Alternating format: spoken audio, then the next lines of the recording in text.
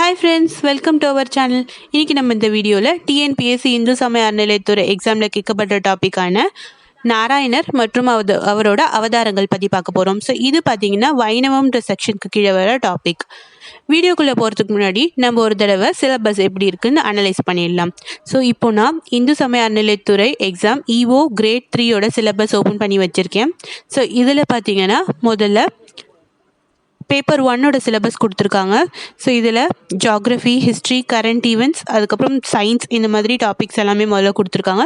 So நம்ம கீழே scroll பண்ணிட்டு வந்தோம்னா லாஸ்ட்டில் போயிட்டு பார்த்திங்கன்னா பேப்பர் 2, அதாவது இஓ எக்ஸாம் ரெண்டு எக்ஸாம்ஸாக நடக்கும் இல்லையா. முதல்ல மார்னிங் செக்ஷனில் பேப்பர் 1ஓட எக்ஸாம் நடக்கும். அடுத்து ஆஃப்டர்நூன் செஷனில் பேப்பர் 2ஓட எக்ஸாம் நடக்கும். ஸோ அதில் கொடுத்துருக்க பேப்பர் 2 பற்றி தான் நம்ம இந்த வீடியோவில் டிஸ்கஸ் பண்ண போகிறோம்.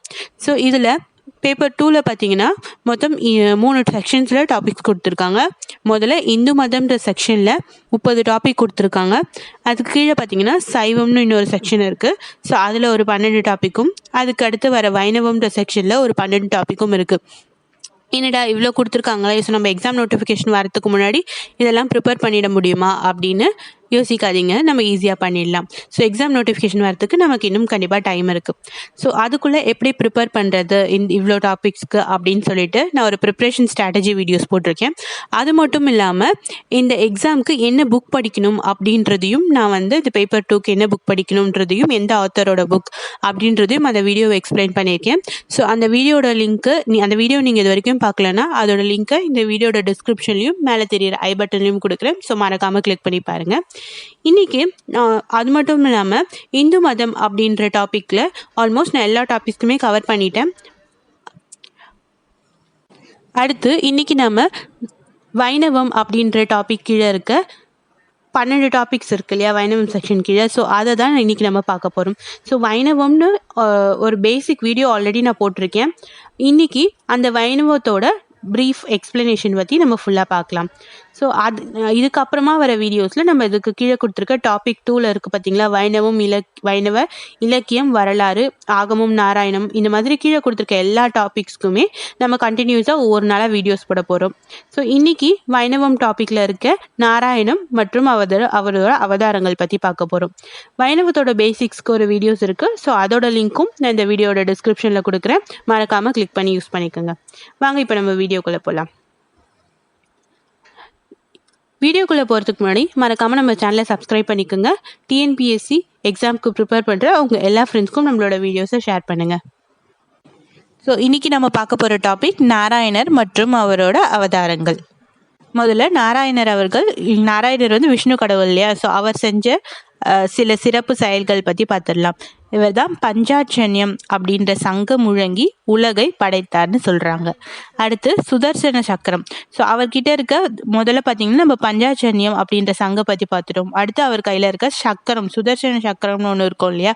ஸோ அதோட பர்பஸ் என்னன்றதையும் பார்த்துடலாம். சுதர்சன சக்கரம்ன்றதை வச்சு தான் அவர் அழிக்கும் தொழிலை செய்தார் அப்படின்னு சொல்கிறாங்க. அடுத்து அபயகரத்தை வச்சு காத்தல்ன்ற தொழிலை குறிக்குது அபயகரம் அப்படின்றது சொல்றாங்க. அடுத்து கதாயுதம். ஸோ அவரோட கையில இருக்க கதாயுதம் எதை குறிக்குதுன்னா உலக சுகதுக்கங்களை தடுக்கும் தன்மை அப்படின்ட்டு கதாயுதத்தை குறிக்குது. அடுத்து நந்தகம். ஸோ அவர் வச்சிருக்க நந்தகம், அதாவது வால் வச்சிருப்பார் இல்லையா. ஸோ அந்த நந்தகம் எதை குறிக்குதுன்னா அநியாயத்தை அழிக்கிறது தான் நந்தகம் குறிக்குது. அடுத்து சரங்கம் அப்படிங்கிற வில். ஸோ அவர் கையில் இருக்க வில்ல சரங்கம்னு குறிப்பிடுறாங்க. அது அடியார்களுக்கு நேரும் தீவினையை தடுக்க அந்த சரங்கத்தை அவர் பயன்படுத்துகிறாரு அப்படின்னு சொல்லியிருக்காங்க.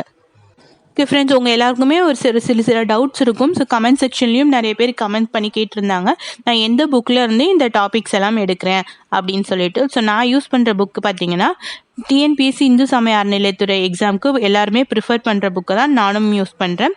ஸோ இதில் பார்த்தீங்கன்னா இந்து மத இணைப்பு விளக்கம்னு ஒரு புக் இருக்குது. அது எழுதினவர் பார்த்தீங்கன்னா ஆறுமுக நாவலர் அவர்கள். ஸோ அந்த புக்லேருந்து தான் நான் எடுக்கிற எல்லா டாபிக்ஸுமே நோட்ஸ் எடுத்து உங்களுக்கு எக்ஸ்பிளைன் பண்ணுறேன். அடுத்து அவர் கையில் இருக்க கௌல்தூபமணி, அது எதை குறிக்குதுன்னா அந்தராத்மாவை உணர்த்துகிறது. ஸோ அந்தராத்மாவை அது உணர்த்துகிறது கௌல்தூபமணி அப்படின்னு சொல்கிறாங்க. அடுத்து வத்சம் என்ற மரு, அது எதை குறிக்குதுன்னா பிரதானத்தை உணர்த்துகிறது அப்படின்னு சொல்லியிருக்காங்க. அடுத்து பாலழியில் படுத்திருப்பது அது எது குறிக்குதுன்னா, அவர் படுத்திருப்பார் இல்லையா, ஸோ பாலழியில் அப்படின்ற ஒரு இடத்துல அவர் படுத்துட்டு இருக்காரு. ஸோ அது தூய உள்ளத்திலேயே அமர்தலை குறிக்குது அப்படின்னு சொல்லியிருக்காங்க. அடுத்து அவர் ஆதிசேஷனின் மேல் சயனம் கொண்டு படுத்திருக்கார் அப்படின்னு சொல்லியிருக்காங்க. ஸோ அது என்னன்னா, ஆனந்தன் முடிவில்லாதவன் அப்படின்றது தான் அவரோட சயன பொசிஷனுக்கு சொல்லியிருக்காங்க. ஸோ அது எதை குறிக்குது அப்படின்னா, உலக முடிவில் சேஷனாகிய தாமோ குணம் கொண்டு உலக அழிவை குறிக்கும் அப்படின்னு ஆதிசேஷனின் மேல் சயனத்தை பற்றி எக்ஸ்பிளைன் பண்ணியிருக்காங்க.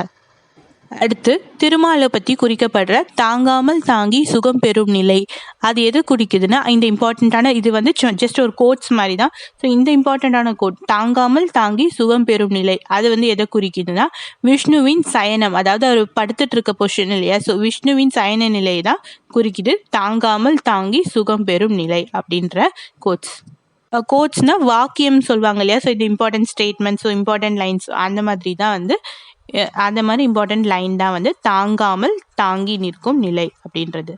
அடுத்து அவர் எப்போவுமே நம்ம பார்க்குறப்போ லக்ஷ்மி அவருக்கு கூடயே இருப்பாங்க இல்லையா, ஸோ அதுக்கு லக்ஷ்மியை அருகில் வைத்து யோக நிஷ்டை கொண்டது அது எதற்காகனா, ஐம்புலன் அடக்கத்தை குறிக்கிறதுக்கு தான் வந்து லக்ஷ்மியை அருகில் வைத்து யோக நிஷ்டை கொண்டதாக சொல்லப்படுது. அடுத்து இப்போ நம்ம தசாவதாரங்கள், திருமாலின் தசாவதாரங்கள் பற்றி பார்க்க போகிறோம். ஸோ முதல்ல தசாவதாரங்கள் மொத்தம் 10 இல்லையா, ஸோ அது தசாவதாரம் அப்படின்னு பேர் வைக்கிறதுக்கு என்னென்ன காரணம்னா, நல்லோரை ரட்சித்து துஷ்டர்களை அழிக்க தசாவதாரம் எடுத்திருக்காரு நாராயண கடவுள் திருமால் அவர்கள் அப்படின்னு சொல்லப்படுது. ஸோ இப்போ அந்த 10 அவதாரங்கள் பற்றியும் நம்ம தெளிவாக பார்க்கலாம். முதல்ல பார்த்தீங்கன்னா மச்சவதாரம் எதை குறிக்குதுன்னா, மீனை குறிக்குது. ஸோ அது எதுக்காகன்னா, அயக்ரீவரின் வேதத்தை கடவுள் ஒலித்ததால் அதுக்காக தான் வந்து அவர் மச்ச அவதாரம் எடுத்தாரு அப்படின்னு சொல்லப்படுது. அடுத்து 2வது அவதாரம் வந்து கூர்ம அவதாரம்ன்றது ஆமையோட வடிவை குறிக்குது. ஸோ அது எதுக்காகனா, மந்திரமலையை மத்தாக வாசுகி பாம்பை கயிறாக கொண்டு பார்க்கடலை கடையும் போது மந்திரமலை சாய ஆமை அவதாரம் எடுத்து அதனை நிலைநிறுத்துகிறார் அப்படின்னு சொல்கிறாங்க. ஸோ கடலில் தான் வந்து பார்த்திங்கன்னா அந்த மந்திரமலை சாயுது. ஸோ அதை வந்து தடுத்து நிறுத்தத்துக்காக வந்து இவர் கடலில் இருக்க ஒரு உயிரினமான ஆமையோட வடிவை எடுக்கிறாரு. ஸோ அதுதான் வந்து பார்த்திங்கன்னா கூர்ம அவதாரம்னு சொல்லப்பட்டிருக்கு. அடுத்து வாராக அவதாரம் பற்றி பார்க்கலாம். வாராக அவதாரம் வந்து பன்றியோட வடிவில் குறிக்குது.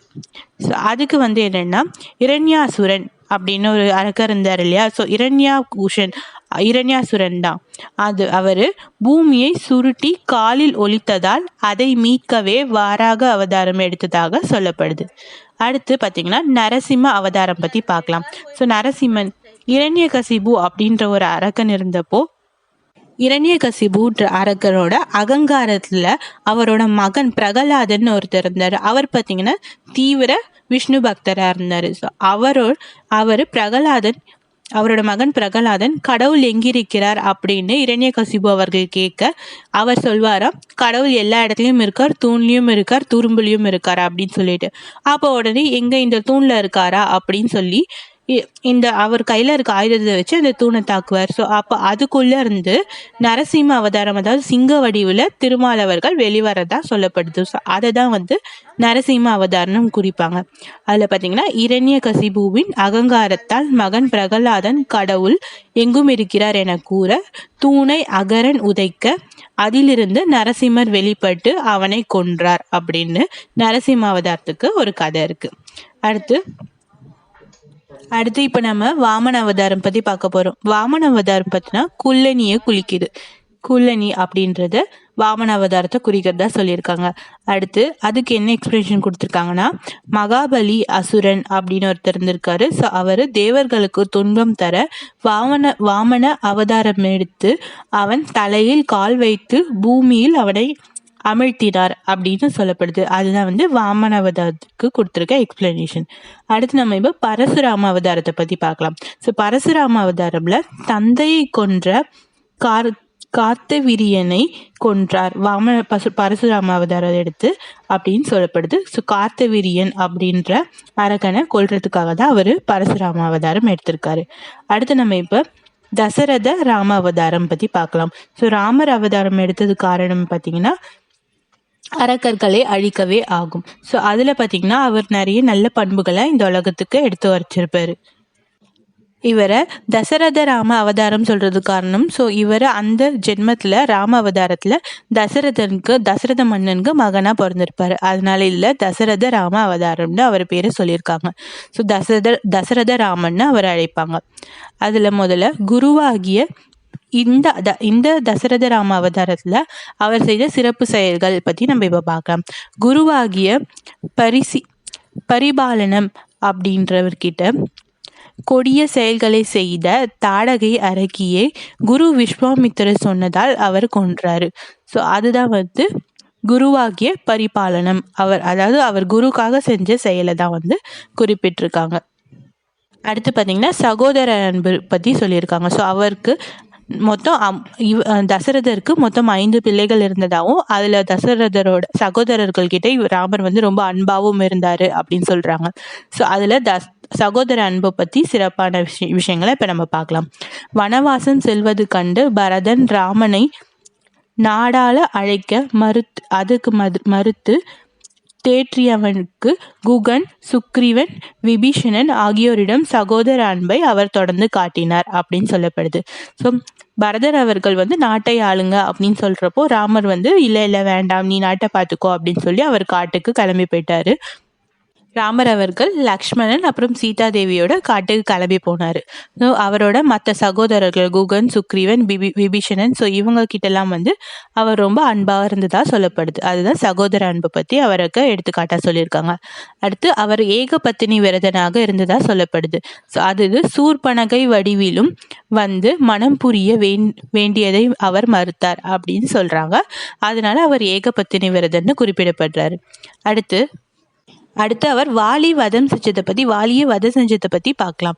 சுக்ரீவன் மனைவியை வாலி தனதாக்கி கொண்டதால் சுக்ரீவன் ராமனிடம் உதவி கேட்டு அணுகி சென்றார். ஸோ அப்போ வாலியை வதம் செய்து அவர் சுக்ரீவனுக்கு உதவினார்னு சொல்லப்படுது. அதுதான் வாலி வதம்னு ராமரோட சிறப்பு செயலாக குறிப்பிடப்படுது. அடுத்து நம்ம இப்போ பலராம அவதாரம் பற்றி பார்க்கலாம். இவர் ஆதிசேஷனின் அம்சம். கண்ணனுக்கு முன் பிறந்தவர். கண்ணனின் விலையில் உடனிருந்தார். கண்ணனோட கஷ்ட காலத்தில் அவர் உடனிருந்தார்னு சொல்லப்படுது. அதுதான் பலராம அவதாரத்தை பற்றி குறிப்பிடப்பட்டிருக்க விஷயங்கள். அடுத்து நம்ம இப்போ கிருஷ்ண அவதாரத்தை பற்றி பார்க்கலாம். ஸோ கிருஷ்ண அவதாரத்தில் வாசுதேவர் அவர்கள் இருக்கும் போது தேவகிக்கு வாசுதேவர் அப்புறம் தேவகி இவங்களுக்கு 2 பேருக்கும் மகனாக பிறந்து ஆயர்குடி நந்தகோபன் யசோதா புத்திரனாக இவர் வளர்க்கப்பட்டார் அப்படின்னு சொல்லப்படுது. ஸோ இவரோட பெற்றவங்க யாருன்னு பார்த்தீங்கன்னா வாசுதேவர் தேவகி அவர்களுக்கு பிறந்துட்டு அதுக்கப்புறம் நந்தகோபன் யசோதா அப்படின்ற 2 பேரால இவர் வளர்க்கப்பட்டார். அடுத்து கோகுலநந்தன், அதாவது கோகுலத்தில் 16 வயசு வரைக்கும் இவர் இருந்ததுனால இவரை கோகுலநந்தன் அழைக்கப்படுறாரு. அடுத்து ஒரு பூத வடிவில் இருக்க பூதனை அப்படின்னு ஒரு அரக்கி அவருக்கு பாலுடன் விஷமும் சேர்ந்து ஊட்டினாள். ஸோ அவளை கொன்றதாக சொல்லப்படுது. ஸோ அதுதான் பூதனை பாலுடன் விஷமும் ஊட்ட அவளை கொன்றாள் அப்படின்னு கண்ணனோட சிறப்பு செயல்களாக குறிப்பிடப்படுது. கிருஷ்ண அவதாரத்தில் திருமாலோட சிறப்பு செயலாக அது குறிப்பிடப்படுது. அடுத்து நம்ம வெண்ணெயை திருடி பால் போன்ற சுத்தமும் வெண்ணெய் மிருதுவான அடியாருக்கு அருளினான் அப்படின்னு சொல்லப்படுது கிருஷ்ண அவதாரத்தில் திருமாலை பற்றி. அதே நேரத்தில் அவர் கோபியர் சேலைகளை கவர்ந்ததும் மான அபிமானங்களை கைவிட்டு இறைவனை அடைவோருக்கு முக்தி அருளிருப்பதை குறிக்குது கிருஷ்ண அவதாரத்தில்.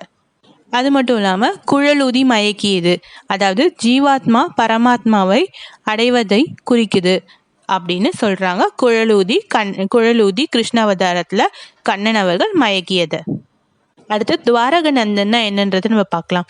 துவாரகைக்கு அரசனானதும் சிசுபாலன், கம்சன் ஆகியோரை அழித்ததும் துரியோதனிடமிருந்து பாண்டவர்களுக்காக தூது சென்றதும் பார்த்தீங்கன்னா துவாரகநந்தன் அப்படின்னு குறிப்பிடப்படுது.